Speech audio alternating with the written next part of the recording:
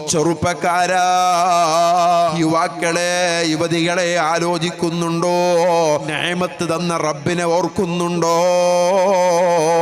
അല്ലാഹുവിനെ മറന്നിട്ടൊരു ജീവിതം വേണ്ട, ആ റബ്ബിനെ ധിക്കരിച്ചിട്ടൊരു ജീവിതം വേണ്ട.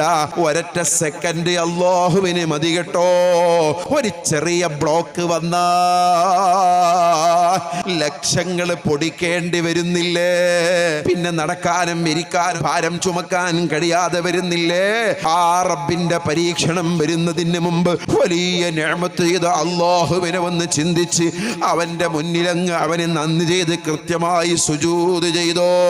നിസ്കാരം ഒഴിവാക്കല്ല ചെറുപ്പക്കാരാ, നിസ്കാരം ഒഴിവാക്കല്ലേ ഉമ്മമാരെ. നിസ്കാരത്തിലൊരു മടിയും കാണിക്കരുത് കേട്ടോ.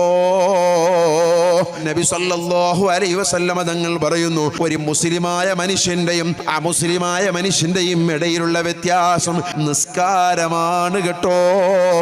അതുകൊണ്ട് പ്രിയപ്പെട്ടവരെ, ആരോഗ്യം തന്ന റബ്ബിനെ ചിന്തിച്ചുകൊണ്ട് അവനിലേക്ക് മടങ്ങി ജീവിതത്തിൽ ഒരു നേരത്തെ നിസ്കാരം പോലും ഖളാക്കരുത് കേട്ടോ. ജീവിതത്തിൽ വല്ല ഖളാവുമായിട്ടുണ്ടെങ്കിൽ അത് ഖളാ വീട്ടലല്ലാതെ പരിഹാരമില്ല. നിസ്കാരത്തിന് മറ്റൊരു പരിഹാരമില്ല, ഖളാ വീട്ടുക തന്നെ. അതുകൊണ്ട് നഷ്ടപ്പെട്ട നിസ്കാരങ്ങൾ മുഴുവനും ഖളാ വീട്ടിക്കോ.